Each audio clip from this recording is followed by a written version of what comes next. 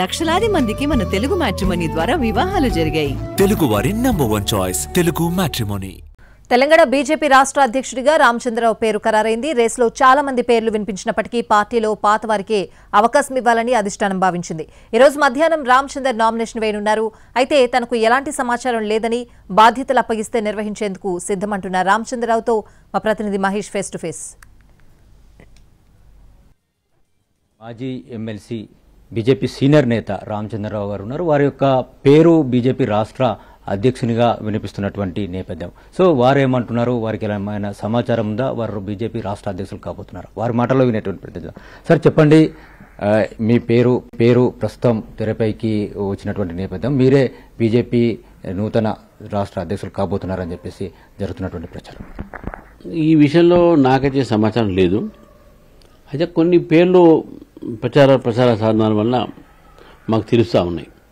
4-5 పేర్లు, దాని సీనియర్ పేర్లు కొంతమంది ఉన్నాయి, ఇప్పుడు ఉన్నటువంటి మంత్రి పేర్లు ఉన్నాయి, కొంతమంది సీనియర్ పేర్లు పేర్లు నడుస్తూ ఉన్నాయి. అంటే నేను ఇస్తే నేను చేస్తాను, అంతేగాని నేను నాకే వస్తుంది నాకే ఇవ్వాలి అనేది ఎక్కడ కూడా నేను అడగలేదు, చేయలేదు. పార్టీ నిర్ణయం మీద ఆధారపడి ఉంటుంది. బీజేపీలో ప్రజాస్వామ్య పద్ధతిలో ఈ యొక్క నిర్ణయం జరుగుతుంది. ప్రజల ఒక సమస్యలపైన పోరాడి దానిపైన పార్టీ కోసం పనిచేసి పార్టీ కార్యకర్తలతో కలిసిమెలిసి ఉన్నటువంటి ఒక వ్యక్తి ఉండాలి అనేటటువంటి ఆలోచన చాలామందికి ఉన్నది.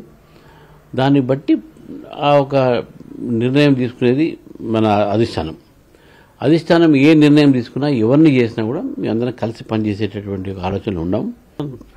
అదే ఒకవేళ మీకే కనుక పార్టీ ఒక అవకాశం ఇచ్చి మిమ్మల్ని బీజేపీ రాష్ట్ర అధ్యక్షులుగా ఎంపిక చేస్తే మీ యొక్క స్ట్రాటజీ ఏ విధంగా ఉండబోతుంది, ప్రస్తుతం రాజకీయ పరిస్థితులకు అనుగుణంగా బీజేపీ ఏ విధంగా ముందుకెళ్ళబోతుంది?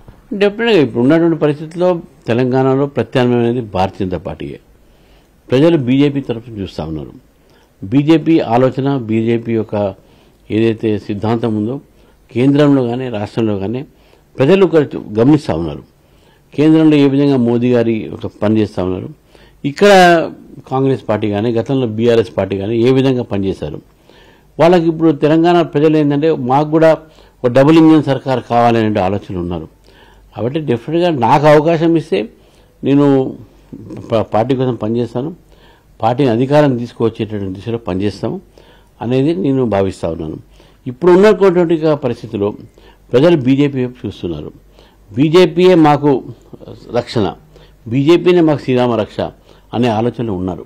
కాబట్టి డెఫినెట్గా ఈ సమయంలో భారతీయ జనతా పార్టీ మంచి నిర్ణయం తీసుకుంటుంది. ఒక రాజకీయాల్లో నిర్ణయం సమయానికి తీసుకుంటే, అంటే అది ఉద్యమం కానివ్వండి, ఇంకేదైనా కానివ్వండి, దాన్ని ఈ ప్రభుత్వం చేస్తున్నట్టు అవినీతి కానీ, గత ప్రభుత్వం చేసిన అవినీతి కానీ దాని మీద పోరాటం తప్పకుండా సాగిస్తాం.